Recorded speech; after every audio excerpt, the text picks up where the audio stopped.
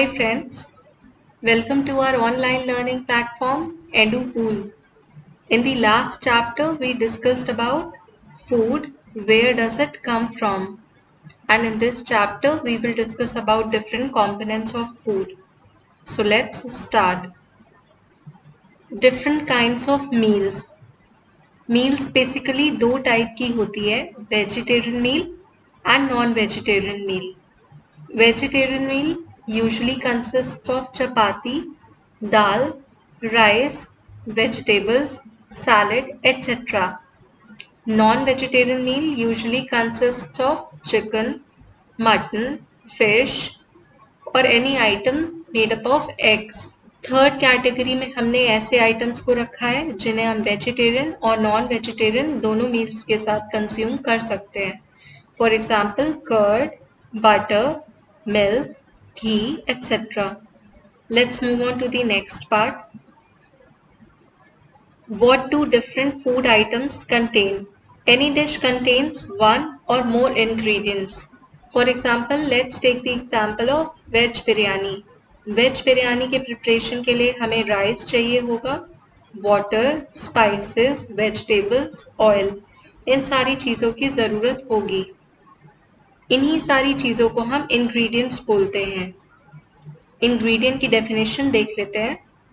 अ component, part और element of something that are combined to make a particular dish. अब देख लेते हैं कि न्यूट्रिएंट्स किन्हें बोलते हैं. Ingredients contain some components that are needed by our body called nutrients.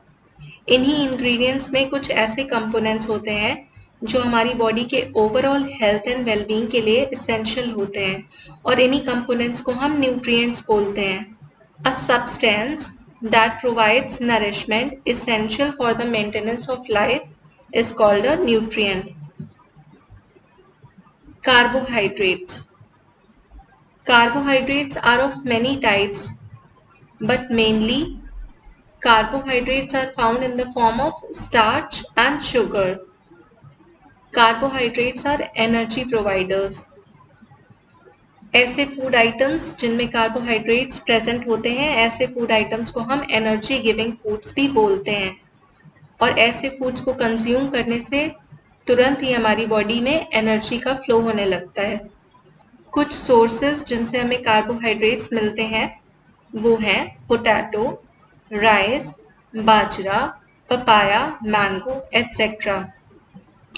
इन सारे फूड्स को हम एनर्जी गिविंग फूड्स बोलेंगे क्योंकि इनमें कार्बोहाइड्रेट प्रेजेंट होता है और इनके कंजम्पशन से तुरंत हमें एनर्जेटिक फील होता है. क्योंकि हमारी बॉडी के लिए कार्बोहाइड्रेट्स को ब्रेक करना ईजी होता है और इसलिए हमें इनके कंजम्पशन से तुरंत एनर्जी मिल जाती है. Protein. Protein is a nutrient required for a growth and maintenance. Protein एक ऐसा न्यूट्रिएंट है जो हमारी बॉडी के ग्रोथ, रिपेयर एंड मेंटेनेंस के लिए बहुत एसेंशियल होता है. प्रोटीन हमें प्लांट सोर्सेज से भी मिल जाता है और एनिमल सोर्सेज से भी मिल जाता है. सो वेजिटेरियंस को प्रोटीन किन किन चीज़ों से मिलता है आइए देख लेते हैं. पल्सेस, बीन्स, सोयाबीन, ग्राम्स, मूंग, पीज एटसेट्रा. ये सारे प्लांट सोर्सेज हैं जिनसे वेजिटेरियन लोगों को प्रोटीन मिल सकता है. इसके एनिमल सोर्सेज होते हैं meat, fish, eggs, chicken, paneer etcetera. जितने भी नॉन वेजिटेरियन लोग हैं उन्हें इन सारी चीज़ों के कंजम्पशन से एप्रोप्रिएट अमाउंट ऑफ प्रोटीन मिल जाएगा. प्रोटीन्स हमारी बॉडी के लिए बहुत एसेंशियल होते हैं जैसा कि हमने डिस्कस किया. प्रोटीन हमारे हेयर और स्किन हेल्थ के लिए भी बहुत ज़रूरी होते हैं और ऐसे फूड आइटम्स जिनमें प्रोटीन पाया जाता है ऐसे सारे फूड आइटम्स को हम बॉडी बिल्डिंग फूड्स भी बोलते हैं क्योंकि हमारी बॉडी की प्रॉपर डेवलपमेंट एंड ग्रोथ के लिए प्रोटीन का बहुत मेजर रोल होता है. Fats. Fats also provide us energy. जैसे कार्बोहाइड्रेट्स हमारी बॉडी को एनर्जी प्रोवाइड कराते हैं वैसे ही फैट्स भी हमारी बॉडी में एनर्जी प्रोवाइड कराने का काम करते हैं. पर हमारी बॉडी में फैट्स का ब्रेकडाउन थोड़ा स्लो होता है इसलिए हमारी बॉडी को एनर्जी देने के लिए फैट्स थोड़ा स्लो काम करते हैं, वेरस कार्बोहाइड्रेट्स को हमारी बॉडी इजीली ब्रेक डाउन कर देती है, इसलिए हमें जल्दी से एनर्जी मिल जाती है। फैट्स को ब्रेक करने के लिए थोड़ा टाइम लगता है, इसलिए हमारी बॉडी को तुरंत एनर्जी नहीं मिलती। फैट्स के कुछ सोर्सेज होते हैं जैसे घी, butter etcetera. Now let's see how to test for carbohydrate. किसी फूड आइटम में कार्बोहाइड्रेट प्रेजेंट है या नहीं, ये हम पता लगा सकते हैं एक टेस्ट के थ्रू, जिसके लिए हमें एक टेस्ट ट्यूब चाहिए होगा, आयोडीन सोल्यूशन चाहिए होगा और ऐसा फूड आइटम चाहिए होगा जिसमें स्टार्च या शुगर प्रेजेंट होता है। For example let's take rice. Rice को क्रश करके हम टेस्ट ट्यूब में डालेंगे और ड्रॉपर की हेल्प से थोड़ा सा डाइल्यूट आयोडीन सोल्यूशन उसमें ड्रॉप करेंगे। कुछ drops of iodine solution add करते ही उसे अच्छे से शेक करने के बाद कुछ मिनट्स के बाद उसका कलर चेंज हो जाएगा। अगर उसका कलर ब्लू ब्लैक हो रहा है तो इसका मतलब ये है कि उस फूड आइटम में हमारा कार्बोहाइड्रेट प्रेजेंट है, और अगर ऐसा नहीं हो रहा तो इसका मतलब कार्बोहाइड्रेट उस फूड आइटम में प्रेजेंट नहीं है। Now let's test for protein.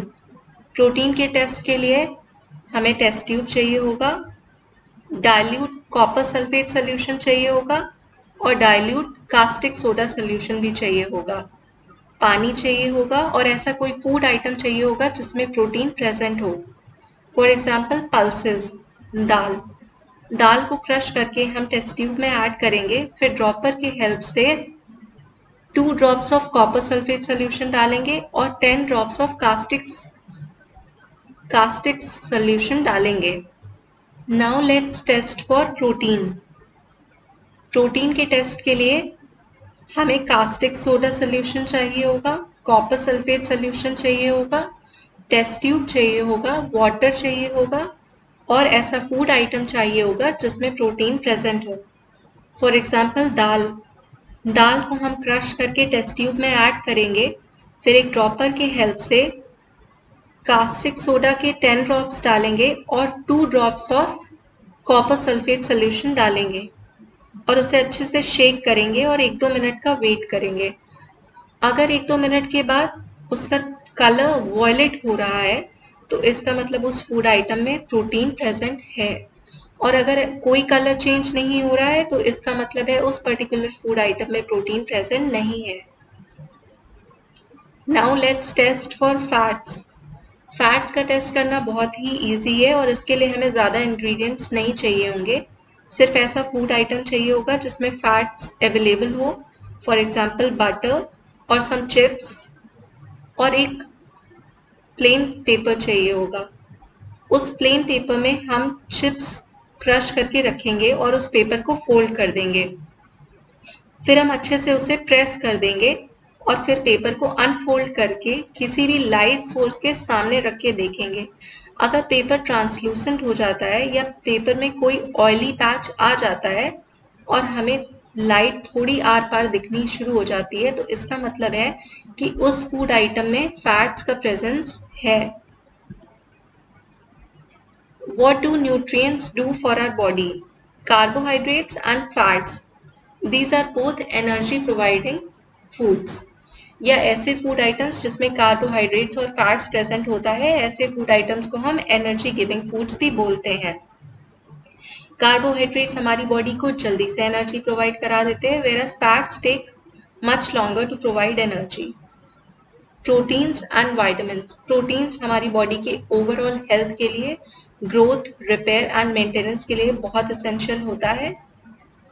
और वाइटामिन्स की बात करते हैं। वाइटामिन्स भी स्मॉल क्वांटिटीज में हमारी बॉडी के लिए एसेंशियल होता है और इम्यूनिटी को बूस्ट करता है।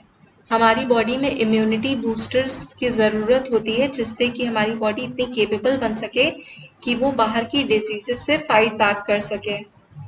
वाइटामिन्स बहुत सारे होते हैं जैसे vitamin A, vitamin C, vitamin D, vitamin E, vitamin K और एक अलग ग्रुप ऑफ विटामिन्स भी होता है जिन्हें हम बी कॉम्प्लेक्स विटामिन के नाम से जानते हैं। विटामिन ए हमारी स्किन और आईज के लिए बहुत बेनिफिशियल होता है। विटामिन सी हमारी बॉडी में इम्यूनिटी के लिए एसेंशियल होता है। विटामिन डी हमारी बोन्स और टीथ के लिए ज़रूरी होता है। और अदर विटामिन भी हमारी ओवरऑल हेल्थ के लिए एसेंशियल होते हैं। वाटर एंड रफेज, जैसा कि हमने proteins, carbohydrates, fats, vitamins, minerals के बारे में जाना, वैसे ही हमारी बॉडी में वाटर और रफेज की भी बहुत ज़्यादा ज़रूरत होती है। जैसा कि हम सब जानते हैं कि हमारी बॉडी 70% से ज़्यादा वाटर से ही बनी हुई होती है, इसलिए वाटर तो हमारी बॉडी के लिए एसेंशियल होता ही होता है। और वाटर हमारी बॉडी में ये सारे न्यूट्रिएंट्स, विटामिन्स, मिनरल्स की एब्जॉर्प्शन के लिए भी बहुत ज़रूरी होता है। अगर हमारी बॉडी में proper amount of water available नहीं होगा तो हमारी बॉडी इन सारे न्यूट्रिएंट्स का प्रॉपर वे में एब्जॉर्प्शन नहीं कर पाएगी।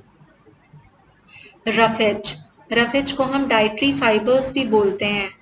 ये डाइटरी फाइबर्स हमारी बॉडी को कोई विटामिन्स और मिनरल्स तो नहीं प्रोवाइड कराते, पर हमारी बॉडी के लिए इसलिए ज़रूरी है कि वो हमारी बॉडी से टॉक्सिन्स और अनडाइजेस्टेड फूड को फ्लश आउट करने में बहुत हेल्प करते हैं और फूड में बल्क ऐड करते हैं।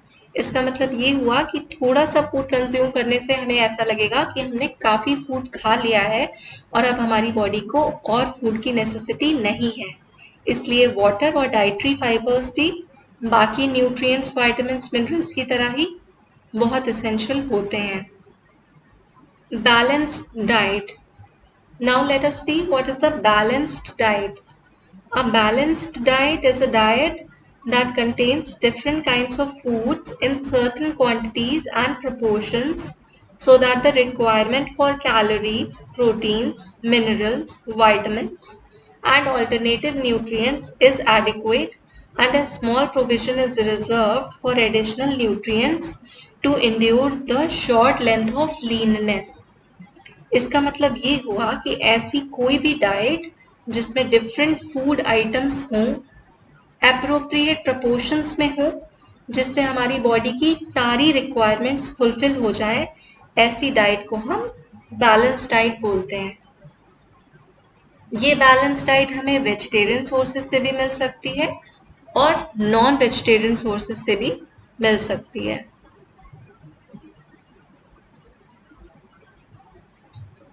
Now let us talk about deficiency diseases. हमारी बॉडी में ये सारे न्यूट्रिएंट्स, विटामिन्स, प्रोटीन्स, कार्बोहाइड्रेट्स ये सारे एसेंशियल होते हैं, ये हमने जान लिया। पर हमारी बॉडी में अगर इन सारे विटामिन्स की डेफिशिएंसी हो जाए, कमी हो जाए, तो हमें कुछ डेफिशिएंसी डिजीजेस भी हो सकती हैं। तो देखते हैं कि कौन से विटामिन की डेफिशिएंसी से हमारी बॉडी में कौन सी डिजीज हो सकती है। विटामिन ए की डेफिशिएंसी से लॉस ऑफ विजन की प्रॉब्लम हो सकती है, जिसके सिम्टम्स होंगे poor vision, loss of vision in darkness, sometimes complete loss of vision. मतलब हमें दिखाई देने में प्रॉब्लम शुरू हो जाएगी, नाइट ब्लाइंडनेस हो जाएगी हमें, और पूरी तरीके से विजन का लॉस भी हो सकता है अगर हमारी बॉडी में विटामिन ए की डेफिशिएंसी रहेगी। विटामिन बी1, विटामिन बी1 की डेफिशिएंसी से बेरी नाम की डिजीज हो सकती है, जिसके सिम्टम्स हैं weak muscles and very little energy to walk. हमारे मसल्स हमेशा वीक हो जाएंगे और हमारी बॉडी में एनर्जी बहुत कम रहने लगेगी, हमें हमेशा लेथार्जिक फील होगा, जिसकी वजह से हम प्रॉपरली वर्क नहीं कर पाएंगे। विटामिन सी की डेफिशिएंसी से हमारी बॉडी में स्कर्वी नाम की डिजीज हो सकती है, जिसके सिम्टम्स हैं bleeding gums, wounds take longer time to heal. हमारे गम्स ब्लीडिंग स्टार्ट हो जाएगी और हमारे वुंड्स जो होंगे उन्हें हील होने में बहुत ज़्यादा टाइम लगने लगेगा। Vitamin D, rickets, vitamin D की डेफिशिएंसी से हमारी बॉडी में रिकेट्स नेम की डिजीज हो सकती है, जिससे हमारी बोन्स बहुत ज़्यादा वीक हो जाएंगी, सॉफ्ट हो जाएंगी और बहुत इजीली बेंड हो जाएंगी। बेसिकली हमारी बोन्स बहुत वीक हो जाएंगी। कैल्शियम। कैल्शियम की डेफिशिएंसी से हमारी बॉडी में बोन और टूथ का डिके शुरू हो जाएगा। इसके सिम्टम्स भी वीक बोन्स ही हैं और टूथ डिके, मतलब हमारी बोन्स वीक हो जाएंगी और हमारे दांतों का सड़ना शुरू हो जाएगा अगर हमारी बॉडी में कैल्शियम की डेफिशिएंसी होती है तो। आयोडीन। आयोडीन की डेफिशिएंसी से हमारी बॉडी में गॉइटर नाम की डिजीज हो सकती है। इसके सिम्टम्स हैं glands in the neck appear swollen, mental disability in children. Neck के ग्लैंड्स में स्वेलिंग हो जाएगी और चिल्ड्रन में प्रॉपर मेंटल डेवलपमेंट नहीं हो पाएगा। आयरन। आयरन की डेफिशिएंसी से हमारी बॉडी में एनीमिया नाम की डिजीज हो सकती है और इसके सिम्टम्स है वीकनेस, मतलब हमारी बॉडी एनीमिक हो जाएगी, मतलब खून की कमी हो जाएगी और रेड ब्लड सेल्स का बनना भी कम हो सकता है। इसलिए हमारी बॉडी में ये सारे विटामिन्स की प्रॉपर रिक्वायरमेंट फुलफिल होनी बहुत ज़रूरी है। इसलिए हमारी बॉडी में प्रॉपर अमाउंट ऑफ विटामिन्स का होना बहुत ज़रूरी है, चाहे फिर वो विटामिन ए हो, बी हो, सी हो, डी हो, कैल्शियम हो, आयोडीन हो, आयरन हो, कोई भी विटामिन हो, उसका हमारी बॉडी में एप्रोप्रिएट अमाउंट में प्रेजेंट होना बहुत एसेंशियल है। तभी हम प्रॉपर वे में एक अच्छी लाइफ लीड कर पाएंगे और ओवरऑल हेल्दी रह पाएंगे। So with this we end this chapter second. अगर आपको ये वीडियो अच्छी लगी तो हमारा चैनल शेयर करें, सब्सक्राइब करें एंड लाइक करें। Thank you so much.